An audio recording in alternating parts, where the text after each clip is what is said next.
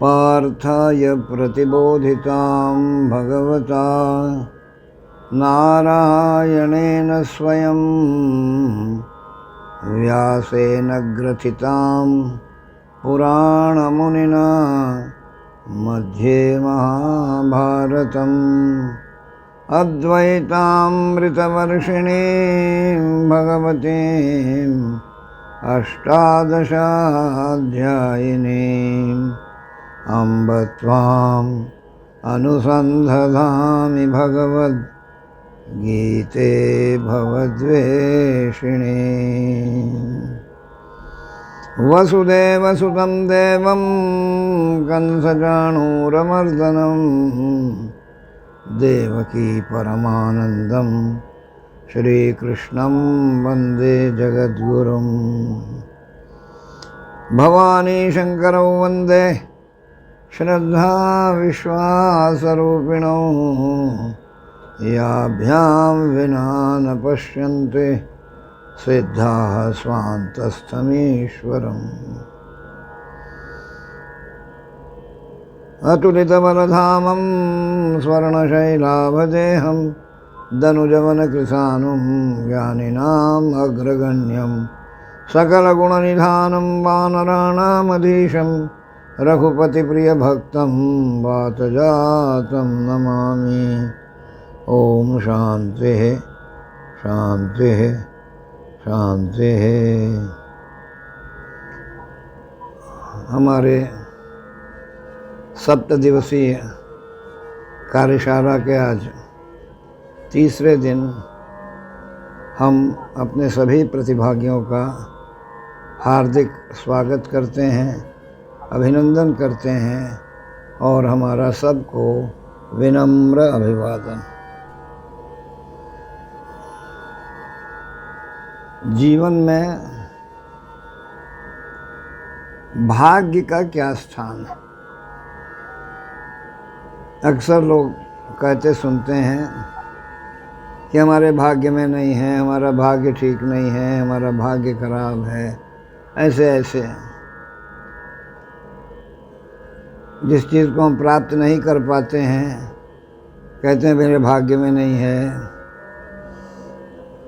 कोई संबंध अगर ठीक नहीं है तो मेरे भाग्य में ऐसा संबंध है।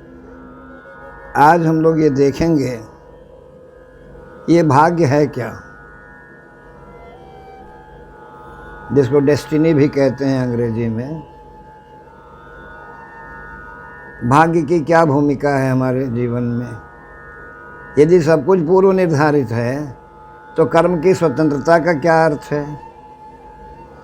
अगर इस सिद्धांत को स्वीकार कर लिया जाए कि भाई सब पहले से निश्चित है, कुछ बदलाव नहीं हो सकता, ऐसा अगर हम उसको स्वीकार करें इस प्रतिष्ठापना को, तो फिर कर्म की स्वतंत्रता का क्या अर्थ हुआ, कर्म के अधिकार का क्या मतलब हुआ? ये एक प्रश्न खड़ा होता है। तो इसलिए हम लोग ये देखें कि कहाँ हम लोग परतंत्र हैं और कहाँ हम स्वतंत्र हैं। ये दोनों एक साथ चलता रहता है। हमने कल ये देखा था कि परिणाम परतंत्र है, कर्म स्वतंत्र है। हम ये स्वतंत्रता कैसे खो बैठते हैं ये भी कल हम लोगों ने देखा। ये भाग्य क्या है? 3 प्रकार के कर्म हैं। एक क्रियमाण कर्म है, एक प्रारब्ध कर्म है और एक संचित कर्म है। क्रियमाण कर्म में जो हम वर्तमान में करते रहते हैं ये क्रियमाण कर्म है। जो प्रारब्ध कर्म है न, जो पीछे से हमको प्राप्त हुआ परिणाम, जिसको हम लोग भाग्य भी कहते हैं, प्रारब्ध भी कहते हैं, उसमें क्या क्या आता है? भाग्य उसको कहते हैं बंधुओं जिसको हम लोग बदल नहीं सकते।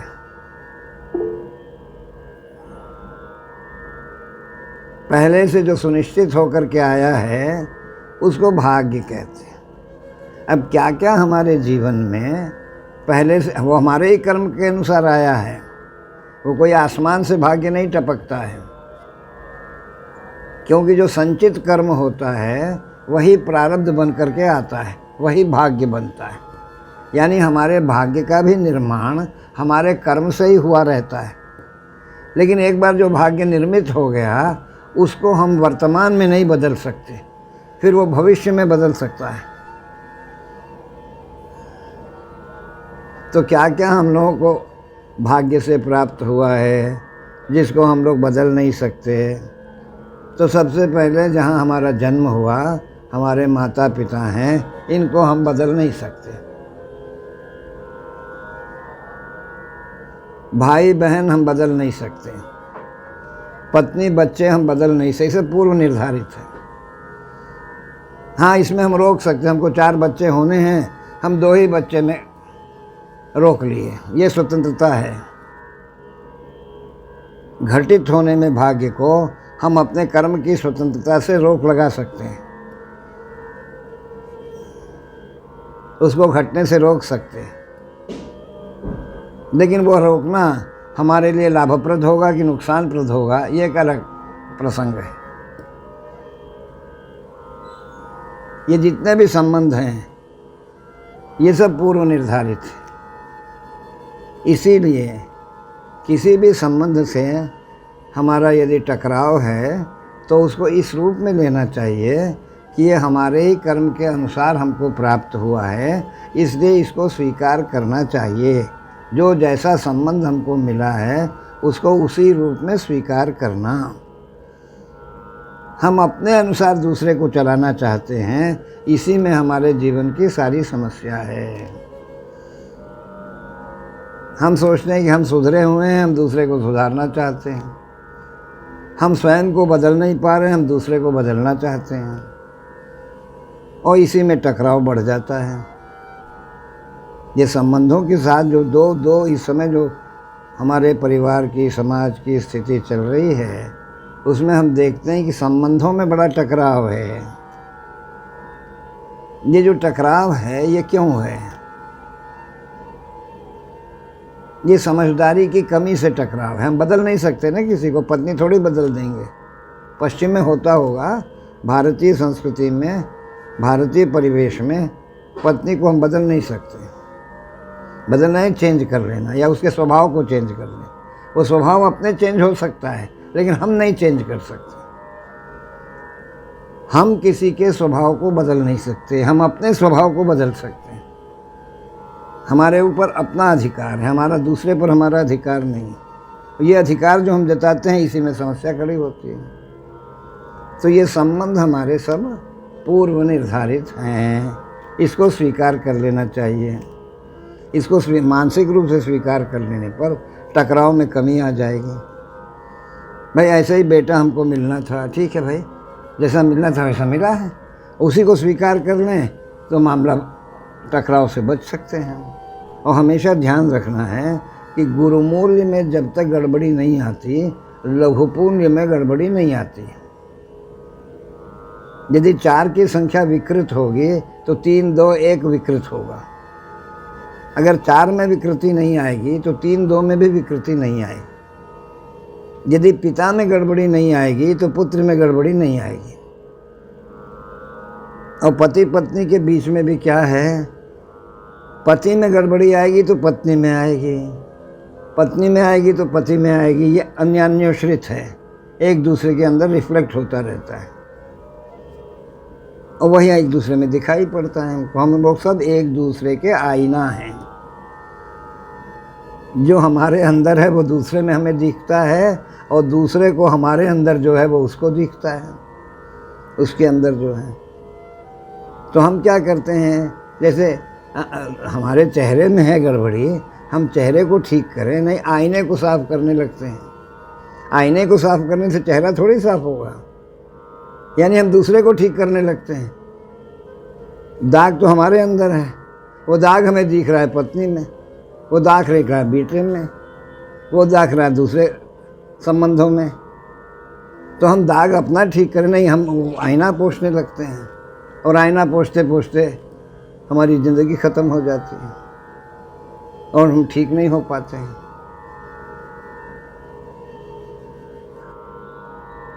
कितनी विद्या मिलेगी ये भी पूर्व निर्धारित है।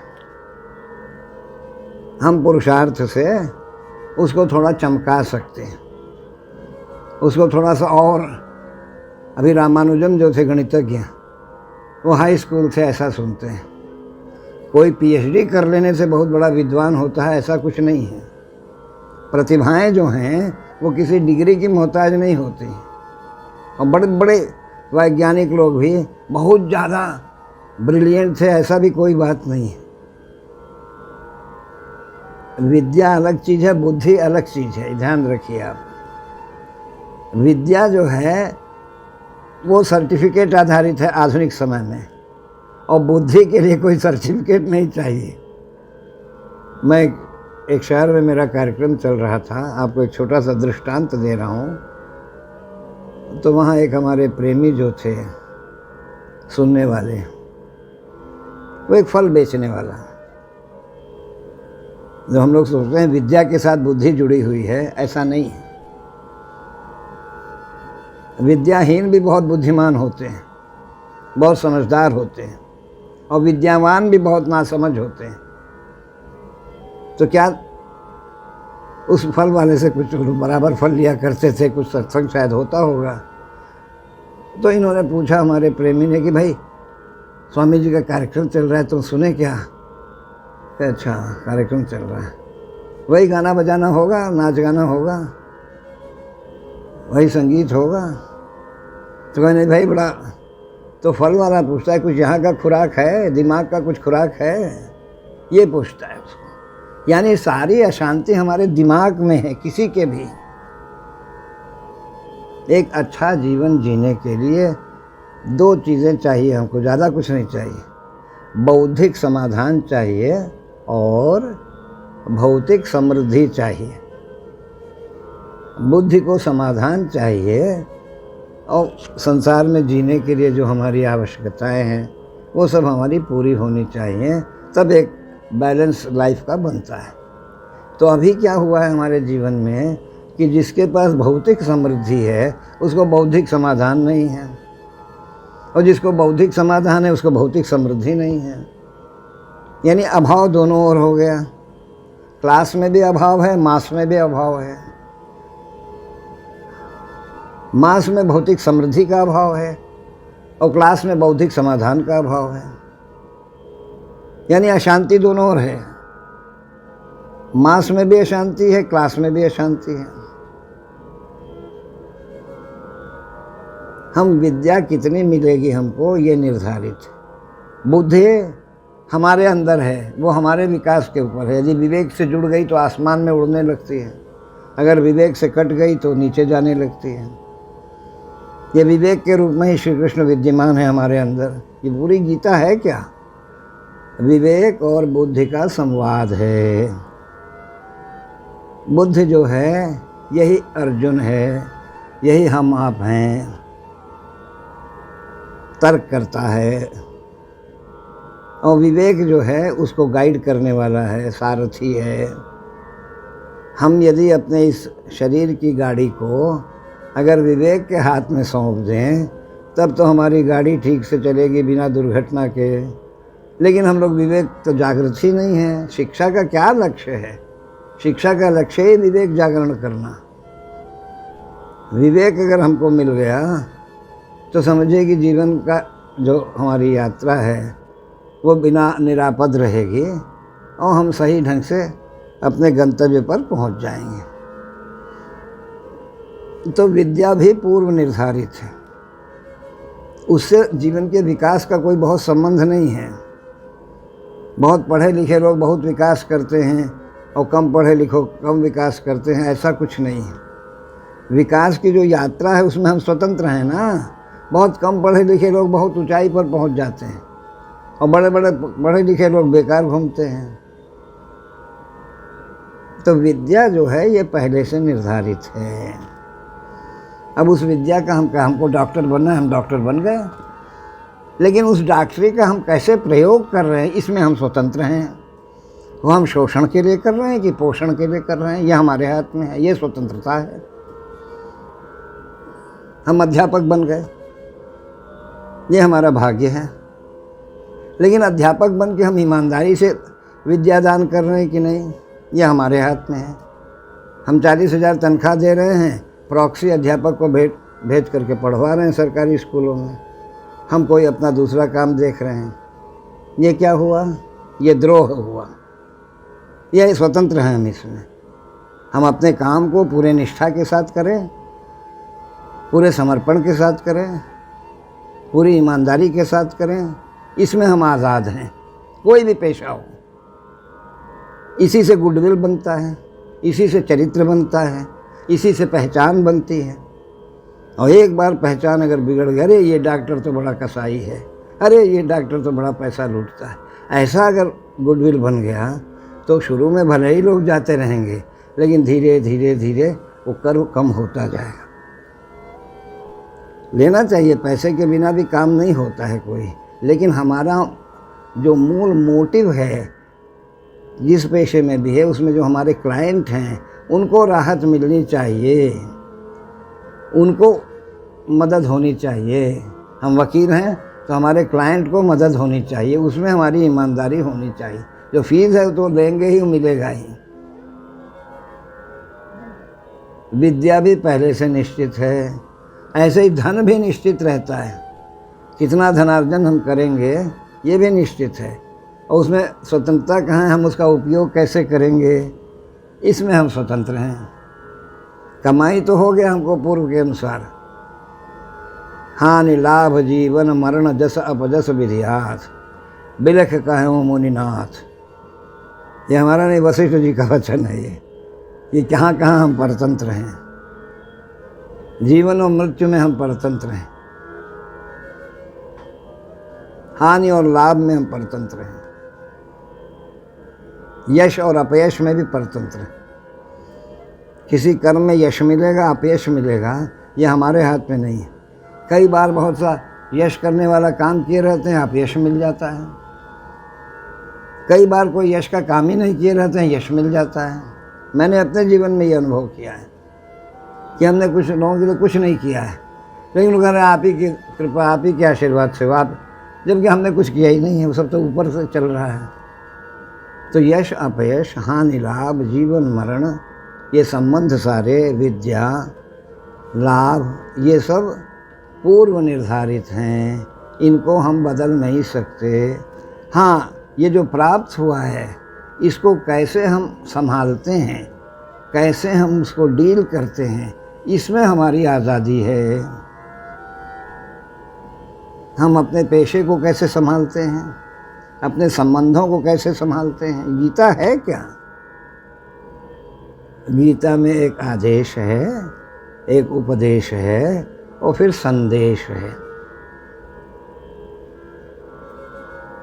भक्तों के लिए आदेश है, हम लोग हैं नहीं भक्त अभी, और उपदेश है शिष्यों के लिए, वो हम हैं नहीं अभी, और फिर संदेश है किनके लिए? हमारे आपके लिए। ये संदेश हम आपको सुनाना चाह रहे हैं। इस आज 7 दिवसीय ये जो कार्यशाला है, वो गीता का संदेश क्या है। गीता का संदेश अगर समझ में आ गया, क्योंकि मैंने आपके सामने रखा है कि हमारा जब तक सांसारिक जीवन बैलेंस में नहीं आएगा, योग कहने का अर्थ क्या है? योग कहने का अर्थ है कि एक संतुलन को बना के चलना। स्वास्थ्य को लेके संतुलन, कर्म को लेके संतुलन, विचार को लेके संतुलन, यानी सब जगह एक बैलेंस अगर बना रह गया तो हम योग में आ गए। ये सारे प्राणायाम वगैरह, ध्यान वगैरह, योगासन वगैरह क्यों है? मकसद क्या है? अभी तो उसको खाली स्वास्थ्य से जोड़ के देखा जा रहा है कि स्वास्थ्य के लिए है। वो स्वास्थ्य खाली शरीर से नहीं ना संबंध है। जिसका मन स्वस्थ रहेगा उसका शरीर भी थोड़ा ठीक रहेगा। मन में रोग आ गया तो शरीर गिरता रहेगा, दवा खाते रहेंगे, एक रोग से शुरू होगा 2 रोग पकड़ लेगा।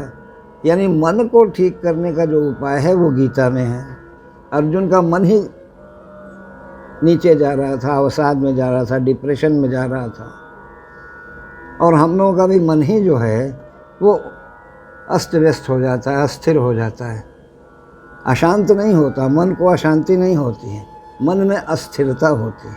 हम लोग, अरे हमारा मन बड़ा अशांत है, अरे भाई अशांति मन का नहीं समस्या है, अशांति बुद्धि की बुद्धि अलग है, मन अलग है, चित्त अलग है, हृदय अलग है। ये सब हमारे अंदर अंतःकरण में ये अवयव अलग अलग हैं, इनकी फंक्शनिंग अलग अलग है। बुद्धि का काम विचार करना है, मन का काम है अनुभव करना। बाहर से जब लेता है ज्ञानेंद्रियों के माध्यम से, मन अनुभव करता है मेरी बातों को कौन सुन रहा है, आपका मन सुन रहा है। उसका अर्थ कौन निकाल रहा है, बुद्धि अर्थ निकाल रही है। बुद्धि सुन नहीं रही है, सुन रहा है मन, मन के माध्यम से वो बुद्धि में जा रहा है। और कैसे सुन रहा है, ज्ञानेंद्रिय है, कान के माध्यम से सुन रहा है और सुन करके अर्थ लगा रहा है बुद्धि। और कैसे अर्थ लगा रहा है, कौन बोल रहे हैं भाई, शास्त्री जी बोल रहे हैं, आचार्य जी बोल रहे हैं। तो आचार्य जी का बैठा हुआ है दिमाग में, मेमोरी में कलेक्ट है आचार्य जी का, हाँ आचार्य जी के बोल। यानी कैसे ऑटोमेटिक कनेक्ट होता रहता है अंदर से हमारा, एक पूरा मशीन चल रहा है ना अंदर में, और सब ऑटोमेटेड है। भीतर कोई कंट्रोल नहीं कर रहा कुछ भी, सब ऑटोमेटिक फंक्शनिंग में जा रहा है। मन भी अपने आप काम कर रहा है, बुद्धि अपने आप काम कर रही है। उसमें अहंकार एक ही है जो सारथी बन जाता है, जबकि वो रथी है। हम जो है इस शरीर रूप के रथ के हम लोग पैसेंजर हैं, हम लोग ड्राइवर नहीं हैं। हम जब ड्राइवर बन जाते हैं तो फिर दुर्घटना में फंस जाता है सब कुछ, क्योंकि हमको ड्राइविंग आता नहीं है। इस शरीर रूप रथ को चलाने का हमको कोई ट्रेनिंग नहीं है। ट्रेनिंग तो ड्राइवर को है वाहन को चलाने का, और ड्राइवर है श्री कृष्ण, ड्राइवर है विवेक, और विवेक से हमको कोई योग नहीं हो रहा है। जिसको विवेक से ये सारे सत्संग, बिनु सत्संग विवेक न होई। भक्ति के लिए भी सत्संग चाहिए और विवेक से जुड़ने के लिए भी सत्संग चाहिए। बिना सत्संग के दोनों नहीं मिल सकता। और अभी ये भ्रम बैठा हुआ है कि सत्संग वगैरह तो बुढ़ापे में है, जवानी में तो मज़ा लेना है। और इस समय युवा सबसे ज़्यादा भ्रमित है, सबसे ज़्यादा दिशाहीन है, सबसे ज़्यादा तनाव में है, सबसे ज़्यादा अवसाद में है। बहुत सारी आत्महत्या की घटनाएं युवाओं में हो रही हैं। क्यों हो रही है? क्या भाई जीवन के इसीलिए मिला है? थोड़ा सा कहें, असफलता सफलता की पहली सीढ़ी है। बच्चे से देखिए ना, बचपन में जब हम चलना सीखते हैं तो कितनी बार गिरते हैं हम। बिना गिरे हुए कोई बच्चा चलना सीखा आज तक? तो इतना कैसे हताश हो जा रहे हैं, इतना निराश कैसे हो? क्योंकि सही संस्कार नहीं है परिवार से, सही ढंग से सपोर्ट नहीं है। मेंटल कंपटीशन ज़्यादा हो गया, लगता है पिछड़ गए तो काम ख़त्म हो गया, अब क्या जी के क्या करेंगे। ये जो भाव आ रहा है हमारे अंदर, ये हमारे विवेक से न जुड़ने का प्रमाण है। और गीता क्या करती है, ये हमारी बुद्धि को विवेक से जोड़ देती है। अर्जुन क्या हो रहा था, विवेकच्युत हो रहा।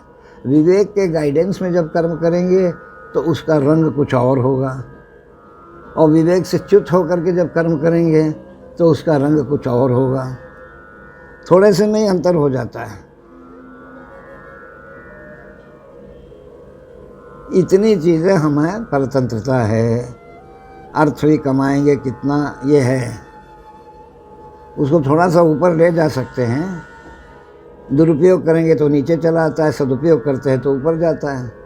जैसे जो प्राप्त धन है उसका यदि सदुपयोग करते हैं तो धन में बरकत आ जाती है। हमको लिखा है कि हम 10,000 रुपया महीना कमाएंगे, मान लीजिए।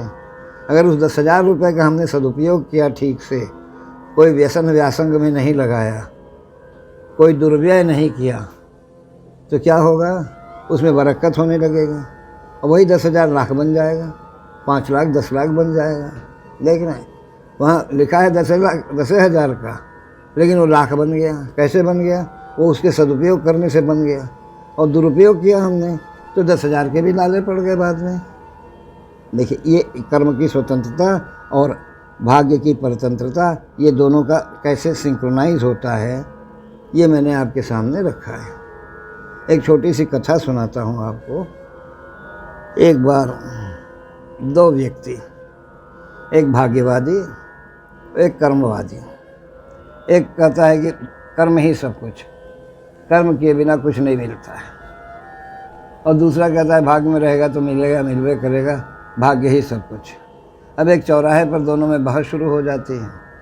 उस बहस में बड़ी भीड़ लग जाती है। दोनों के अपने अपने प्रमाण हैं, दोनों के अपने अपने तर्क हैं, कोई हार मानने को तैयार नहीं, और भीड़ बढ़ती जा रही है। तब तक राज कर्मचारी देखते हैं भाई क्या भीड़ लगी है। राजा तक, मंत्री तक बात पहुँचती है कि अरे बड़ा भीड़ लगा है, जाम लग गया, क्या बहस कर रहे हैं लोग। तो मंत्री कहते हैं पकड़ के ले आओ इन दोनों को। दोनों को पकड़ के राज कर्मचारी ले जाते हैं मंत्री के पास। मंत्री भी दोनों को सुन के चकरा जाता है। फिर राजा के सामने पेशी होती है। राजा भी सुन के चकराता है, दोनों ठीक कर रहे हैं।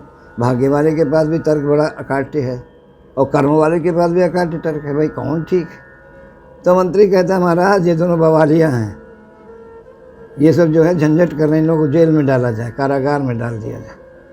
दोनों को ले जाके कारागार में डाल देते हैं सब। शाम हो गई थी, सुबह से शुरू हुई थी बहस, ये होते होते शाम हो गई और रात में सब दोनों कारागार में अंधेरी कोठरी में डाल दिया ले जाके। अब सवेरे बहस करते हैं, दाना पानी कुछ खाया पिया नहीं, बहस करने लगते हैं तो हम लोग को भूख प्यास ख़त्म हो जाती है। बहस में हम इतना उलझ जाते हैं। अब रात में जो है जो भाग्यवादी है वो कहा अच्छा ठीक है, यही भाग्य में कारागार तो ठीक है। वो अपना देखा कहीं कोने में कंबल उम्बल है, अपना रखा सिर के नीचे, अपना आंख बंद करके लेट गया। फिर दोनों सोए। फिर सुबह हुआ, दोनों को फिर पेशी हुई राज दरबार में। राजा ने पूछा कैसे रात बीती। तो कर्म वाले का देखिए महाराज, हमारा कहना ठीक है कि नहीं, कर्म से ही सब कुछ होता है। अगर मैं जागता नहीं रहता और ढूंढता नहीं तो भोजन मिलता कैसे। तो आते ही सो गया वहाँ पर आंख बंद करके। अगर इसकी तरह मैं भी सो जाता तो रात भर भूखे रहते हम लोग। कर्म ही सब कुछ है।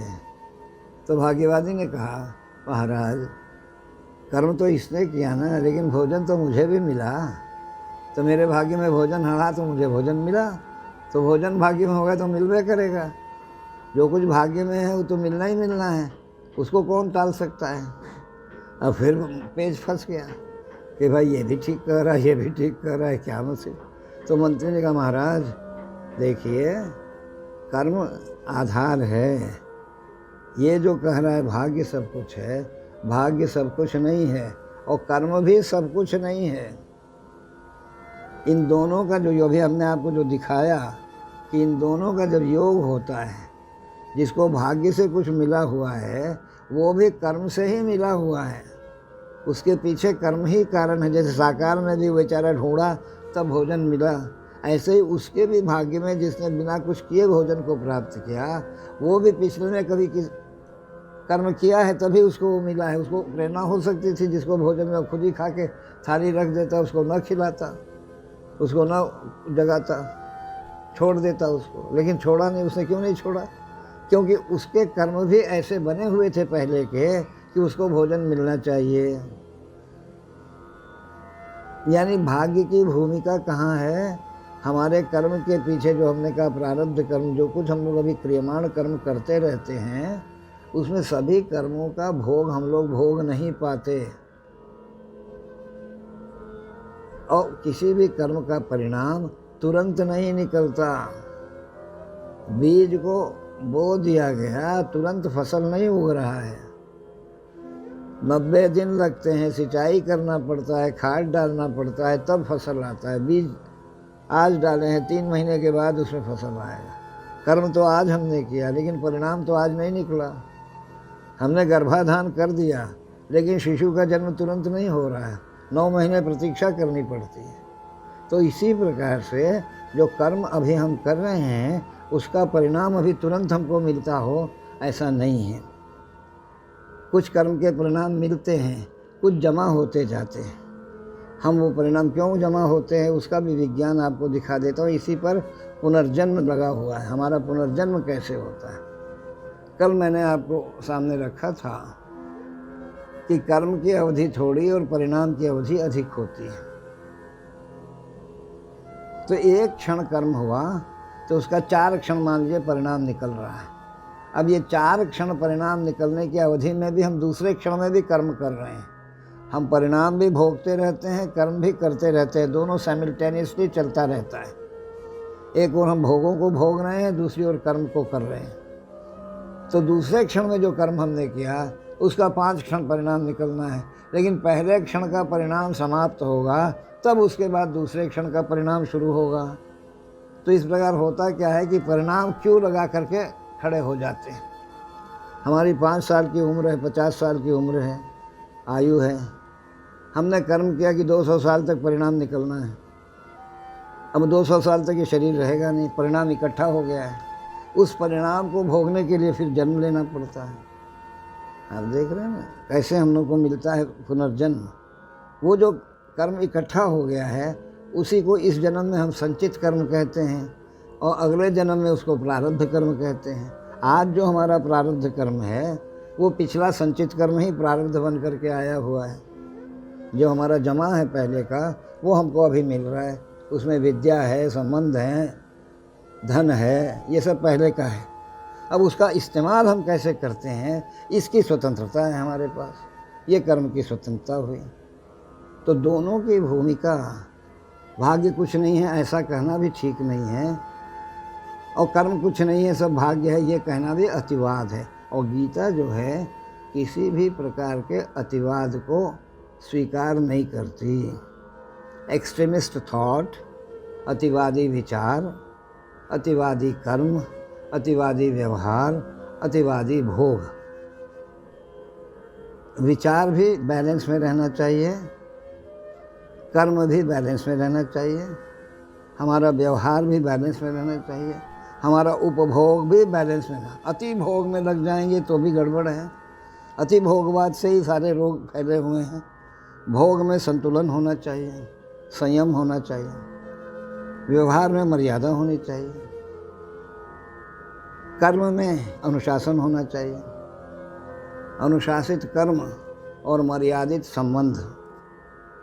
अनुशासित कर्म से समृद्धि आती है और मर्यादित संबंध से शांति आती है। शांति और समृद्धि मिल करके सुख बनता है।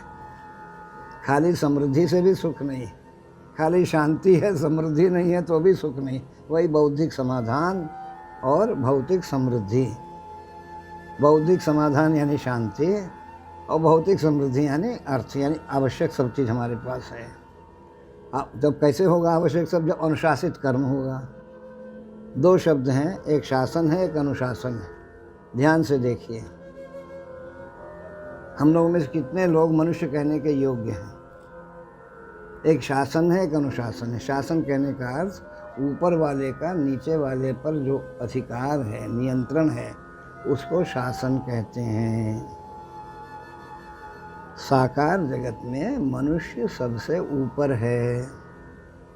मनुष्य के नीचे जो कुछ भी है उसको गवर्न करने का मनुष्य के पास अधिकार है। मनुष्य सब बराबर हैं, इसलिए मनुष्य को शासन की ज़रूरत नहीं है। मनुष्य को क्या चाहिए? अनुशासन चाहिए। या यह कह सकते हैं कि जो अनुशासित है वही मनुष्य है। यदि अनुशासन नहीं है हमारे अंदर तो हम मनुष्य कहलाने के योग्य नहीं हैं। अर्थात जो चरित्र हम लोग कहते हैं कि चरित्र क्या है? चरित्र कहने का अर्थ है कि जो हमारी आकृति है उसके अनुसार हमारी यदि प्रकृति है तो हमारे अंदर चरित्र है। मनुष्य की आकृति में मनुष्य की प्रकृति का विकास, ये शिक्षा का लक्ष्य हुआ। यही विवेक की प्राप्ति का प्रक्रिया हुआ। मनुष्य के शरीर में मनुष्य की प्रकृति आ जाए। हम लोग आकृति से बहुत सारे लोग मनुष्य हैं लेकिन प्रकृति से मनुष्य नहीं है। ह्यूमन नेचर नहीं है हमारे अंदर। हमारे अंदर एनिमल नेचर है, जो क्रूएलिटी है, जो हिंसा है हमारे अंदर, ये सब एनिमल से हम लोग इनहेरिट किए हैं। मनुष्य का ये नेचर नहीं है। तो मनुष्य का नेचर का क्या अर्थ हुआ? हमारा कर्म अनुशासित हो जाए, यानी हम अपने सारे कर्मों को अपनी प्रेरणा से करने लग जाएं। हमको कोई उठाने वाला न रहे। अब चाय आके, अरे भाई चाय ठंडा हो रहा है, चाय पियो ना, अरे भाई दाढ़ी बना लो ना। यानी अभी हमको सबके लिए दूसरों का डिक्टेशन चाहिए। अब यदि डिक्टेशन चाहिए हमको हर काम के लिए दूसरे का, तो हम अनुशासित नहीं हैं। अनुशासित कहने का अर्थ है हम अपने सभी काम को अपनी प्रेरणा से कर रहे हैं, बिना किसी बाहरी दबाव के, बिना किसी बाहरी हस्तक्षेप के। हम उसी को कर्तव्य कहते हैं। जो अनुशासित कर्म है ना, वही कर्तव्य है। उसी कर्तव्य से अर्जुन च्युत हो रहा था, अनुशासनहीन हो रहा था अर्जुन। भगवान ने गीता सुना के उसको अनुशासन दिया कि देखो ये है तुम्हारा, जो तुम वहाँ जा रहे हो वो नहीं है, वहाँ शासन हो जाएगा, कौरवों का शासन हो जाएगा। तुम अनुशासित नहीं रहोगे, अभी कर्म में नहीं रहोगे, तो तुम्हारे ऊपर फिर, क्योंकि वहाँ दुर्योधन का दो ही कंडीशन था, या तो युद्ध करो या फिर जाओ, वन को जाओ, क्योंकि तुम लोग पहले प्रकट हो गए हो, अज्ञातवास अभी ख़त्म नहीं हुआ है, आप लोग आ गए हो।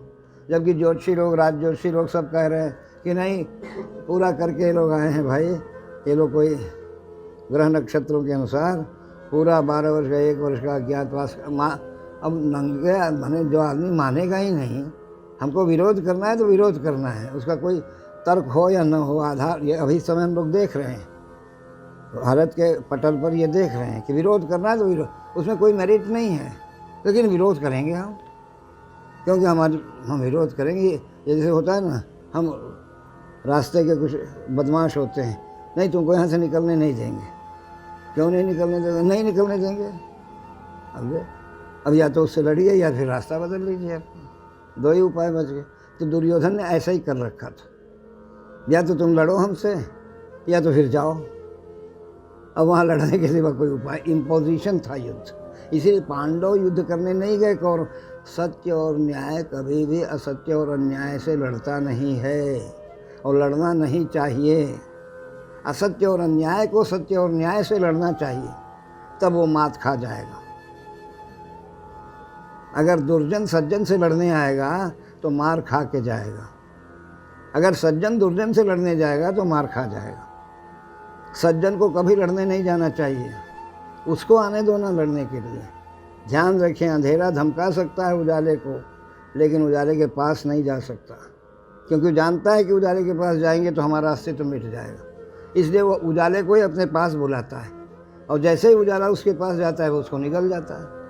कितने अच्छे अच्छे लोग मार दिए गए, इसीलिए मार दिए गए। हमने इस पर बड़ा चिंतन किया कि भाई अच्छे आदमी कैसे मारे जा रहे हैं, क्योंकि ये लोग टकराने चले गए हैं। हम गलत से टकराने जाएंगे तो गलत तो हमको नष्ट कर देगा। गलत को आने दीजिए ना हमसे टकराने के लिए, हम अपनी जगह स्थिर रहें ना।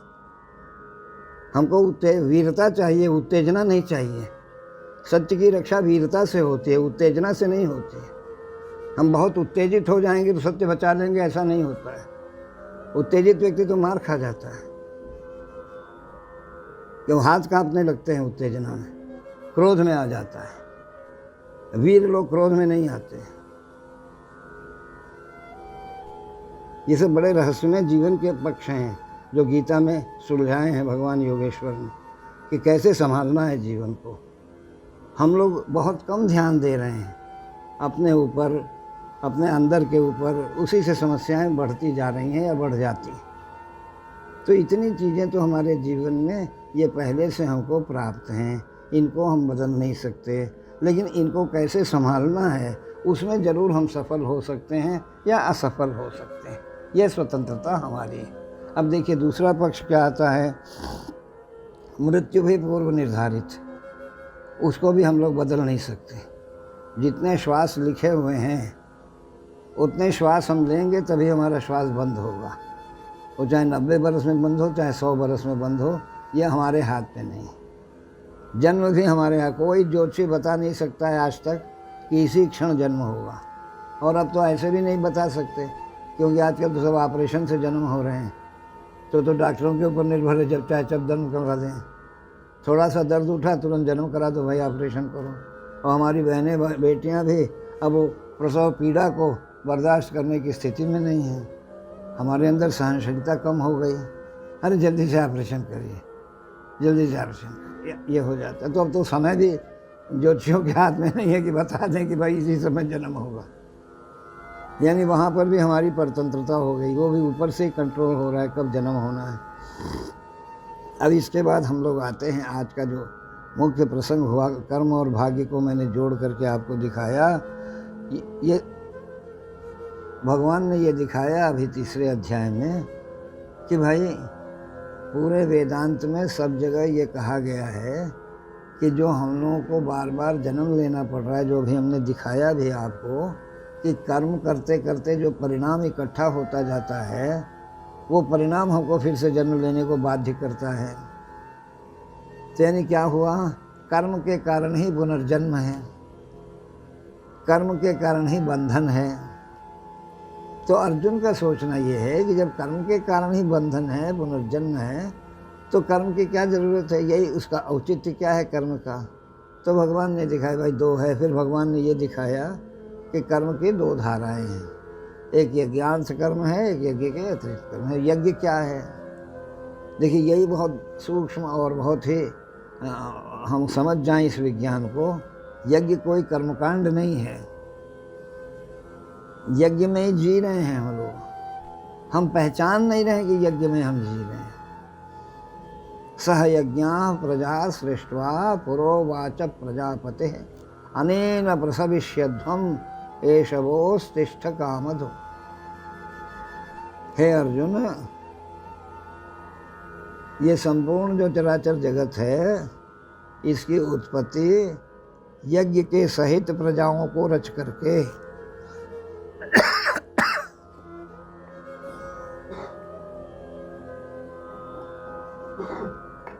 तो सोचिए, देखिए शब्दों पर ध्यान दीजिए। सह यज्ञा प्रजा सृष्ट्वा, यज्ञ के सहित प्रजाओं को रच करके, सृष्टि करके, उन प्रजाओं से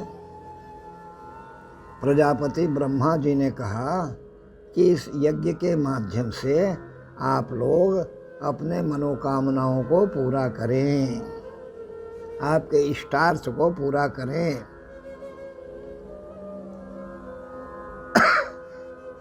इसका अर्थ क्या बनता है यहाँ पर, अब प्रजा कौन है। अगले अध्याय में भगवान ने कहा कि प्रजा कौन है, तो भगवान कहते हैं ऋषयः सप्त पूर्वे चत्वारो मनवस्तथा मद्भावा मानसा जाता येषां लोक इमाः प्रजा। ये जितने लोग हैं और जितनी प्रजाएं हैं,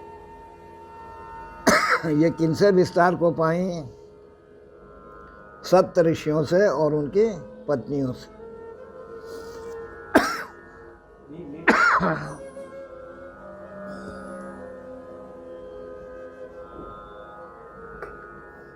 जो यहाँ कह रहे हैं कि ब्रह्मा जी ने, प्रजापति ने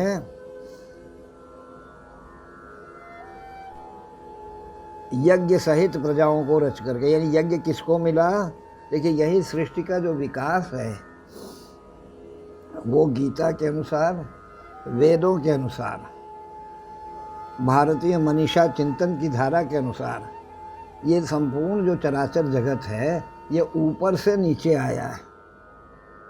यानी जो पहला मानव है वो स्थितप्रज्ञ है, वो ऋषि है, वो गुफा में रहने वाला असभ्य नहीं है।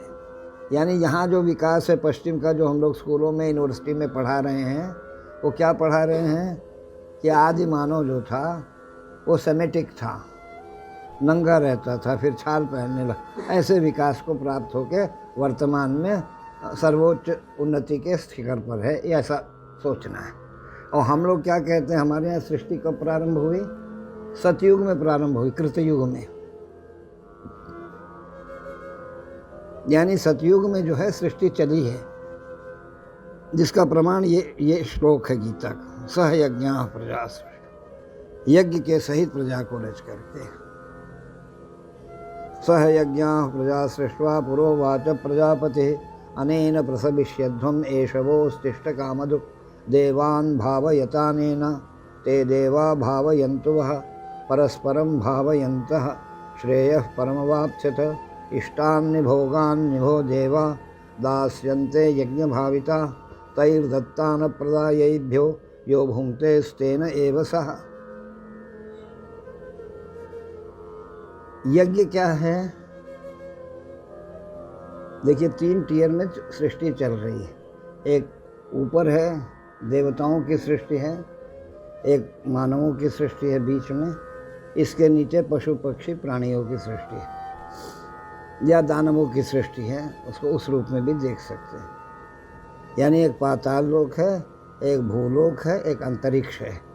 अंतरिक्ष में देवता हैं, भूलोक में मानव है सर्वोच्च, और इसके नीचे फिर और पाताल इत्यादि में दैत्यों का शासन। इस प्रकार से उसको देखते हैं। तो ये यज्ञ क्या है? जब हम ऊपर से जुड़े रहते हैं तो हमारा विकास ऊपर की ओर होता रहता है। यही कर्म जब लक्ष्य से जुड़ जाता है तो हमारा प्रयाण ऊर्ध्वगामी हो जाता है, और यदि कर्म परिणाम से जुड़ जाता है तो हमारा अधोगामी नीचे की ओर हम जाने लगते हैं। बंधन में पड़ के नाना योनियों में भटकते हैं। कब?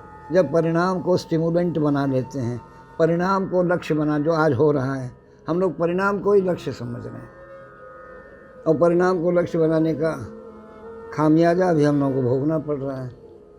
परिणाम लक्ष्य नहीं है, लक्ष्य तो ऊपर है, देवत्व की ओर है, पूर्णता की ओर है। हम सब अपूर्ण हैं। लक्ष्य क्या है? पूर्णता को प्राप्त होना। और कैसे प्राप्त होना? कर्म के माध्यम से प्राप्त होना, और कोई उपाय नहीं है। वो कौन से कर्म हैं जो ऊपर ले जाते हैं? जो लक्ष्य से जुड़ के कर्म किया गया वो ऊपर ले जाएगा, जो परिणाम से जुड़ करके कर्म किए तो नीचे ले जाएगा। क्यों? बहुत धन रहते हुए भी हमको सुख नहीं हो रहा है, क्योंकि हमारा ऊपर की ओर गति नहीं हो रहा है, हम नीचे की ओर जा रहे हैं। और नीचे जितना जाएंगे उतना दुखी होंगे, उतनी समस्याएं बढ़ेंगी हमारी। यदि मनुष्य अपनी देवताओं को अपने भाव में स्थान दें, ये भाव से युक्त, क्योंकि सारा जो संसार निकला ये भाव से निकला। भाव से अर्थ बना, अर्थ से शब्द बना। शब्द कैसे आया? अर्थ से। अर्थ पहले आया। अभी हम लोगों की भौतिक सोच क्या है? पहले शब्द आया तब उसका अर्थ हुआ। नहीं, पहले अर्थ आया तब उसका शब्द बना। पहले ही एप्पल आया, बाद में एप्पल कहा गया इसको। ऐसा नहीं कि एप्पल शब्द पहले आ गया, एप्पल बाद में आया। आप समझे? अर्थ पहले आया, शब्द बाद में आया। तो ये एप्पल कहाँ से आया? ये उस बीज से आया। वो बीज कहाँ से आया? वो भाव जगत से आया, ऊपर से आया बीज। वो बीज तो फल का रूप, अर्थ का रूप लिया, फिर उस अर्थ को नाम दिया गया कि ये है, ये है, ये। समझे? इस प्रकार से पहले भाव से जब हम देवताओं को अपने भावना में स्थान देंगे तो हम स्वयं उनकी भावना में पहुंच जाते हैं। इसमें अंतर क्या है? मनुष्य के पास एक मन है, एक मन। उस एक क्षण में, एक मन में किसी एक को हम स्मरण कर सकते हैं। एक क्षण में कई को स्मरण नहीं कर सकते। लेकिन जितने देवता हैं इनको बहुमनाह कहा गया। देवाः बहुमनाः। देवताओं के पास बहुत सा मन है। बहुत सा मन है कहने का अर्थ क्या है? अब अगर शंकर जी को 1 लाख लोग स्मरण कर रहे हैं तो शंकर जी के पास 1 लाख मन है। वो हर एक का प्रार्थना को ग्रहण कर सकते हैं। हनुमान जी को लाख लोग एक साथ हनुमान चालीसा सुना रहे हैं तो 1 लाख लोगों की हनुमान चालीसा वो सुन सकते हैं। वो उतना मन है उनके पास, वाइब्रेटेड मन है।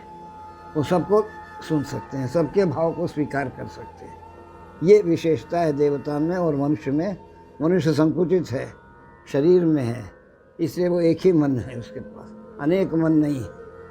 लेकिन देवताओं के पास बहुत सा मन है, अनेक मन है, उससे वो स्वीकार कर। जब देवताओं को हम अपने भाव में स्थान देते हैं तो तुरंत भाव में पहुंच जाते हैं देवताओं के, टेलीपैथिकली पहुंच जाते हैं। अगर एकदम कंसंट्रेट होकर के मन में अगर आप ध्यान किसी भी देवता का करते हैं तो तुरंत उस देवता के ध्यान में हम पहुंच जाते हैं। क्योंकि हम लोग का ध्यान ही कंसंट्रेटेड नहीं होता, बड़ा डाइल्यूट होता है, मैकेनिकल टाइप का हो जाता है। मैकेनिकल से नहीं पहुंचेगा ऊपर। जबान से हनुमान चालीसा पढ़ रहे हैं लेकिन हमारे मन में हनुमान चालीसा नहीं चल रहा है, हमारी बुद्धि कहीं और जा रही है, कुछ हम और सोच रहे हैं। हनुमान चालीसा भी पढ़ रहे हैं, कुछ और सोच रहे हैं। तब क्या हुआ? ये मैकेनिकल प्रेयर हो गया। मैकेनिकल प्रेयर जो है ऊपर नहीं पहुंचता है। जब उसको भावनात्मक प्रार्थना बनाते हैं, जब वो श्रद्धा से, भाव से अन्य कुछ हमारे अंदर नहीं आ रहा है। हनुमान जी हैं तो हनुमान जी हमारे अंदर हैं, तो देखिए तुरंत हनुमान जी के पास पहुंचता है। कैसे हनुमान जी कृपा करते हैं, जब उस प्रकार से होगा तुरंत वो पहुंच जाएगा। और ऊपर भाई एक आदमी को सोचिए जरा सा, एक मनुष्य को हम लोग ऊपर ऊपर बुलाते हैं तो सुनता नहीं, जरा उसको गहराई से पुकारते हैं तो सुनता है आदमी। तो भगवान या देवता लोगों को जरा गहराई से जब पुकारेंगे तब ना वो सुनेंगे। हम लोग ऊपर ऊपर पुकारेंगे तो कैसे सुनेंगे? हम पहुँच ही नहीं रहा, आवाज़ ही नहीं पहुँच रही। और दूसरी बात भी ये मानवीय संबंधों को अगर ठीक से नहीं निभाएंगे तो प्रार्थना ऊपर नहीं पहुँचती है। अगर माता पिता हमसे दुखी हैं तो हम कितना भी जप कर लें, तप कर लें, योग कर लें, प्राणायाम कर लें, बहुत लाभ नहीं होने वाला है। ये सब बहुत महत्वपूर्ण संबंध हैं संसार। इसीलिए हमने कहा शुरू में कि ये पूरा गीता क्या है, संसार कैसे ठीक रहेगा। संसार ठीक हो जाए तो भगवान तो अपने आप द्वारपाल पर खड़े हैं। भगवान कहाँ दूर हैं, भगवान तो सबसे निकट है। लेकिन संसारी जब हमने बिगाड़ रखा है तो भगवान कैसे मिलें? हमारा जो दायित्व है उसका हमको बोध नहीं हो रहा है कि दायित्व क्या है। भाई दायित्व का निर्वाह कैसे हो? 3 शब्द हैं देखिए, अधिकार, दायित्व और कर्तव्य। कर्तव्य कर्म किया जाएगा तो दायित्व का निर्वाह होगा, और दायित्व का निर्वाह होगा तो अधिकार सुरक्षित रहेगा।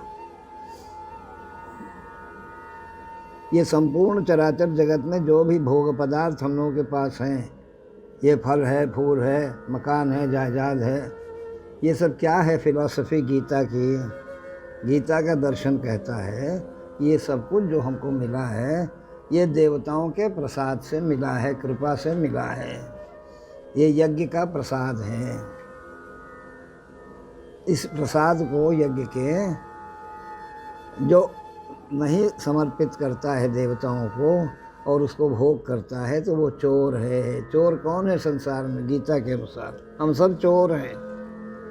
कैसे हम सब चोर हैं कि जो कुछ हम लोगों को मिला है भोगना। इसीलिए देखिए भारत की एक परंपरा है, जो अभी भी जो शिष्ट परिवार हैं उसमें ये परंपरा है, गहना बन के आया तो डायरेक्ट पहन नहीं सकते गहने को, पहले घर के देवता के सामने रखना होगा। भगवान को समझ घर बना लिया हमने, हम डायरेक्ट नहीं रहने जा सकते, पहले देवताओं को प्रवेश कराना होगा। जब देवता रहने आ जाएंगे तब हम प्रवेश करेंगे, क्योंकि सब देवता का दिया हुआ है, उसको समर्पित किए बिना हम भोग नहीं सकते। ये सिद्धांत है, इसको स्वीकार करके चलेंगे तो गहने को चेन स्नैचिंग किसका हो रहा है? ध्यान दीजिए आप, और अंदर से सर्वे करिए इसका। जो बिना भगवान को चढ़ाए पहन ले रहे हैं वो स्नैच हो जा रहा है। अगर भगवान को चढ़ा के प्रसाद समझ के पहनेंगे तो उसको कोई छू नहीं सकता है। कपड़ा नया आ गया, डायरेक्ट नहीं पहनना चाहिए, उसको पहले भगवान के पास में जाए, हल्दी लगाना चाहिए, थोड़ा समर्पित करके भगवान आपका दिया हुआ है तब आप धारण करिए, वो वस्त्र आपको सुख देगा। नहीं अभी तो डायरेक्ट ही आदमी सब भोगने लग गया, हमने कमाया है, हमने पैसे से खरीदा है। अरे पैसा फल नहीं ना है, ये सेव जो है 5 रुपया नहीं ना है, 5 रुपया फल नहीं है, फल से 5 रुपया है। ये फल से 5 रुपया बन जाएगा, लेकिन 5 रुपया फल नहीं बनेगा, याद रखिए।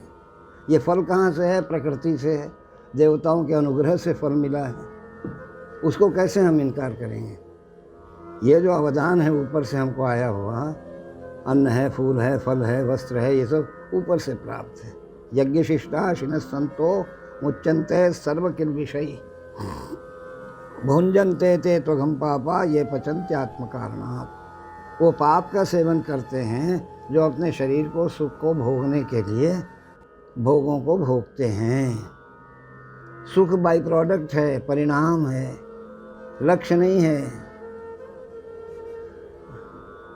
यज्ञ का प्रसाद समझ करके अगर भोगते हैं हम उसको, तो वो हमको स्वस्थता प्रदान करेगा। इन्हीं शब्दों के साथ आज की बातचीत को विश्राम देंगे। कल चौथा दिन होगा, इसके आगे की बातचीत आपके सामने रखेंगे। सभी को हार्दिक आभार हमारा। आज हमारे सतीश जैन जी बड़े हमारे प्रेमी हैं, वो भी हैं। हमारे विदेश तिवारी जी हैं, राजीव लोचन जी हैं, श्वेता काले जी हैं, विश्वेश्वर जी हैं, वीरेंद्र अरोड़ा जी हैं, हमारे मनोज त्रिपाठी जी हैं, हमारे दरभंगा से